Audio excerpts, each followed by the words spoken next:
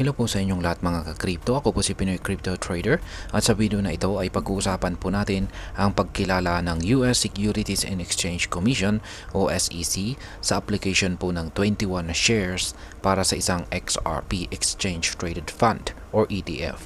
Isa po itong makabuluhang hakbang na maaring magpabago sa hinaharap ng XRP at sa buong crypto market. Kung ikaw po ay isang crypto trader o investor dito sa Pilipinas, siguradong nais mong malaman kung ano po ang ibig sabihin nito para sa iyo.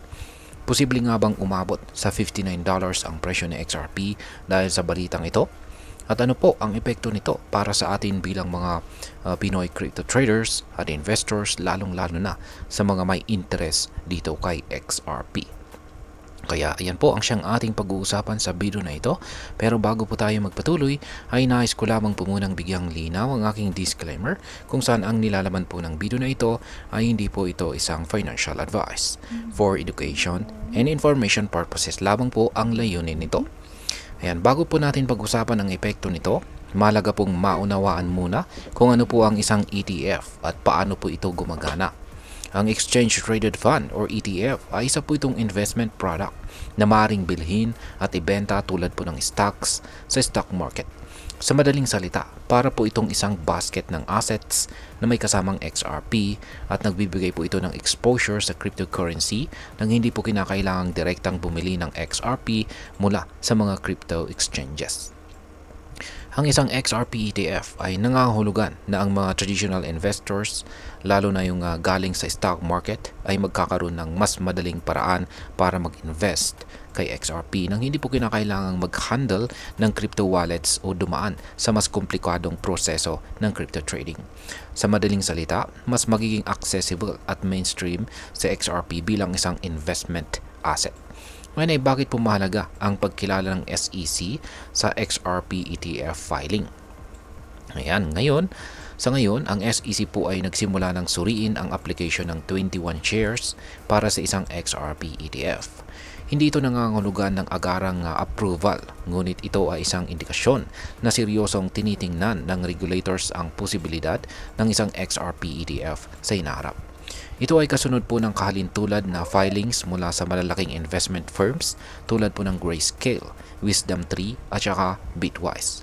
Kapag inaprubahan po ito, posibleng magkaroon ng mas malaking demand para kay XRP mula sa institutional investors, hedge funds at iba pang malalaking financial institutions. Ito ay maaari pong maging isang malaking catalyst sa pagtaas ng presyo ng XRP tulad ng nakita kay Bitcoin matapos ang pag-approve ng Bitcoin Spot ETF kamakailan. Ngayon ay posible nga ba talagang umabot sa $59 ang presyo ni XRP? Ayan. Dahil po sa balitang ito, maraming analyst at eksperto ang nagsasabi na posibleng umabot daw sa $59 ang presyo ni XRP. Ngunit ito ba ay makatotohanang projection? Sa kasalukuyan, ang presyo po ng XRP ay nasa 0.50 hanggang $1 na price range. Para umabot po ito sa $59, kakailanganin ng napakalaking demand at market capitalization. Kung ikukumpara po sa nangyari sa Bitcoin ETF, nagkaroon po ito ng significant price increase matapos ang approval. Ngunit si Bitcoin ay may ibang dynamics kumpara kay XRP.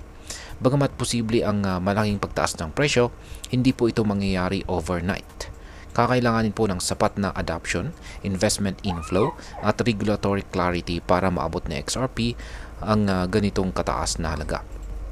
Kaya naman mahalaga pong manatiling updated at magkaroon po ng realistic expectations bilang isang investor. At ngayon ay ano naman ang maaring maging epekto nito para sa atin bilang mga Pinoy crypto traders at investors na interesado rito kay XRP. Ayan, para sa atin ay meron pong ang balitang ito ay meron pong ilang mga mahalagang epekto. Una ay kapag naaprubahan po ang XRP ETF, posibleng magkaroon ng mas maraming paraan para mag-invest kay XRP, lalo na kung may mga financial institution sa Pilipinas na mag-aalok ng exposure dito. Pangalawa, ang pagpasok po ng institutional investors ay maaaring magdala ng mas malaking liquidity sa XRP market na makakatulong po sa mas stable na trading environment para sa mga Pinoy traders. Pangatlo, Bagamat may potensyal po sa price increase, dapat ding tandaan na maaaring magdulot ito ng mas mataas na volatility. Ang price action ng XRP ay maaari pong maging unpredictable, kaya mahalaga po ang risk management. Pang-apat, sa ngayon, ang Pilipinas ay may malinaw na regulasyon pagdating sa crypto trading sa ilalim po ng Bangko Sentral ng Pilipinas or BSP. Ngunit kung magpapatuloy po ang adoption ng XRP ETF, maaaring magkaroon po ng pagbabago sa local regulations na maaari pong magdala ng mas maraming opportunities o restrictions para sa atin bilang mga Pinoy investors. At ayan. Ngayon ay ano po ang maaari nating gawin bilang mga investors?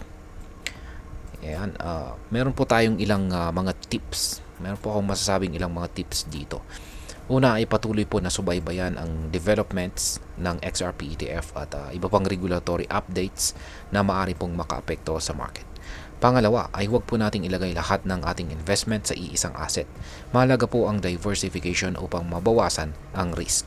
Pangatlo, ang crypto market ay kilala sa pagiging volatile, kaya mahalaga pong magkaroon ng tamang risk management strategies. At ang panghuli, siguraduhin po natin na ang ginagamit nating crypto exchange ay rehistrado at may magandang security features upang maprotektahan ang ating investments. At ngayon, ay ano naman ang aking masasabi tungkol dito? Ang pagkilala po ng SEC sa XRP ETF filing ng 21 shares ay isa po itong positibong development para sa kay XRP at sa buong crypto industry. Bagamat hindi po ito nangangahulugan ng agarang approval, ito po ay nagpapakita ng lumalawak na adoption ng crypto assets sa traditional na financial markets. Para sa mga Pinoy traders at investors, ito po ay isang bagay na dapat bantayan, ngunit hindi po dapat maging dahilan para sumugal ng walang sapat na kaalaman. Ang pagtaas po ng presyo ni XRP sa $59 ay isang posibilidad, ngunit maraming factors o mga bagay ang maaaring makaapekto rito.